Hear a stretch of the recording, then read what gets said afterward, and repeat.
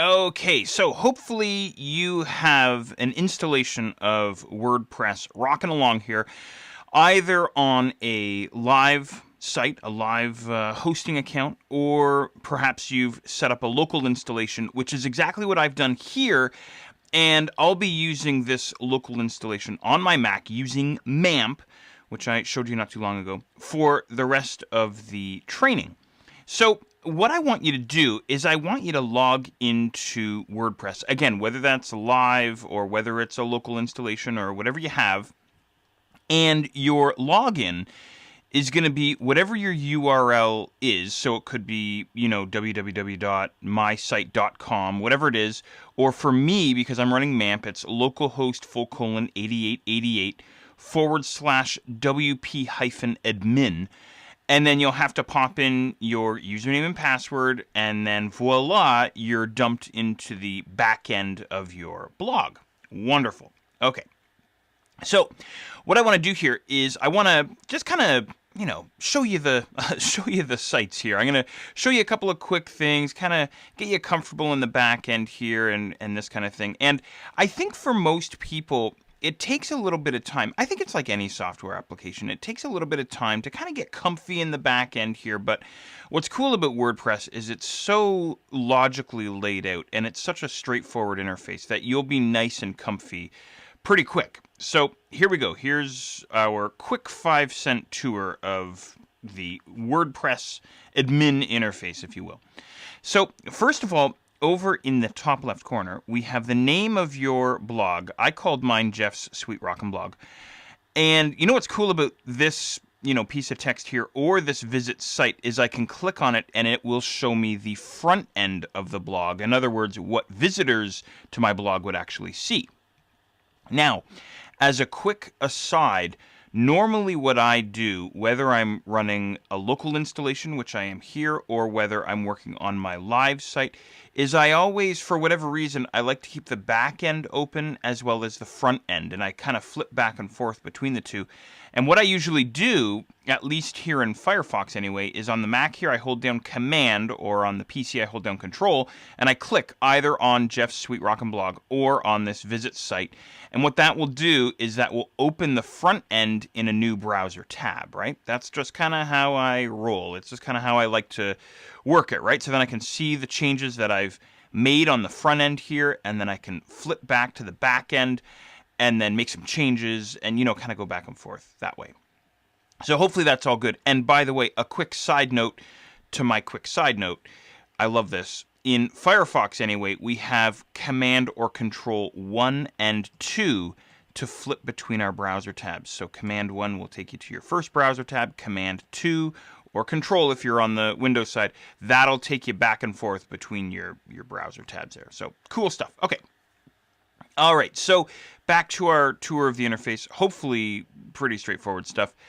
Over towards the top right, we have a little button here, New Post, or a drop-down, Drafts, New Page, Upload Comments, that kind of stuff. So this is kind of like a quick menu, I guess you could say, a quick nav menu if you want to use that guy. Sometimes I use that guy to create new posts and so on. And then finally we have Howdy, and then your username, and then we have the turbo option, and then we can log out. I always make sure, maybe this is my own paranoia, but on a live blog, I never just close the browser tab whenever I'm done. I always make sure to log out. I don't know, probably just a superstition of mine. But anyway, hopefully all good. All right, now in the main area of our screen, we're looking at your WordPress dashboard right now. And the dashboard is comprised of multiple modules. So you'll see we have Right Now, and we have Quick Press, and recent comments, recent drafts, and so on and so on and so on, right? So there's lots of stuff here. So hopefully no worries here. Now, what does all this stuff mean? Well, first of all, right now, this is just kind of a quick, view of your blog. So right now I have one post on my blog. I have one page, one category. I have one comment which is approved, and it's just sort of like a quick view of like what's happening on your blog. That's kind of it. And then recent comments. So once people start commenting on your posts, you'll see the comments show up here, and you can actually moderate them and edit them and delete them and all this kind of stuff directly from the dashboard, which is kind of cool. And then we have this incoming links, and what that is you'll see different blogs linking to your blog here inside this module, which is kind of cool, kind of neat to know who's linking to you. And then plugins. What plugins do you have activated for your blog? And we'll get into talking about plugins in due time. And then we have quick press if you want to create some quick posts, super easy. Recent drafts, if you save something as a draft, it'll get, stored here. You can view it here. And then sort of some WordPress related content here. We have the development blog, the WordPress development blog. So you can kind of keep up on what's sort of happening with the WordPress development community. And then below that we have WordPress news. So it's always kind of nice to kind of glance down into the bottom right corner and just kind of see what's happening there. So hopefully all good. And I want to mention this really quickly here, and hopefully I'm not flying through this too quickly, but this is fairly easy stuff. I want to get into the good stuff. But what you can do here if you want, I'm kind of obligated to show you this, is when you hover over top of a module, you get this little downward pointing arrow showing up on the right-hand side of the module. See that there? So you can actually collapse these guys if you want.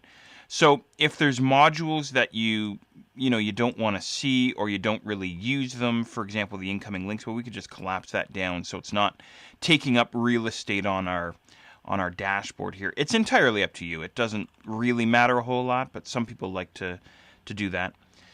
And the other thing that you can do as well is you can rearrange this dashboard interface. So in other words, I could take Quick Press, for example, and I could drag him over to the top left of the dashboard if I wanted to, and then maybe I could take my Right Now module and drag him to the top right, something like this. You know what I mean? So you can completely customize and rearrange all of these modules to sort of suit your needs however you want, right? So if you want, you can do a fair bit of interface customization here. You can always sort of mess around here. And again, I'm just kind of dragging and dropping these guys around. Sometimes it's a little tricky to get the interface to, sort of play nice. But anyway, no big deal. It's all easy stuff, right? This isn't, we're not into the we're not into the rocket science stuff yet.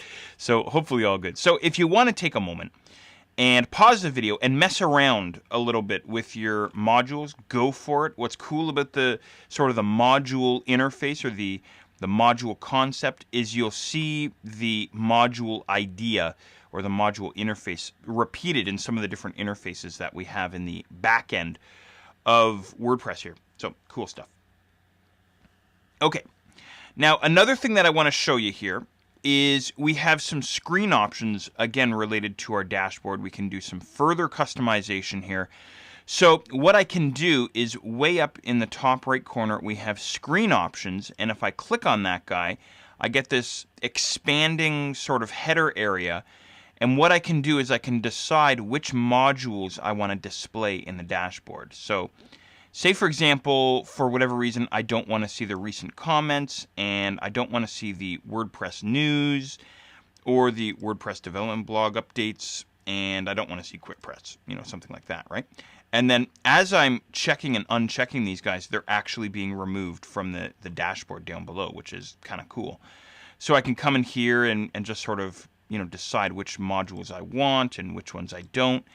And then, of course, I can always, come back in here and turn items back on, which is cool. So say I want something like this, and then I click on screen options again to collapse that down.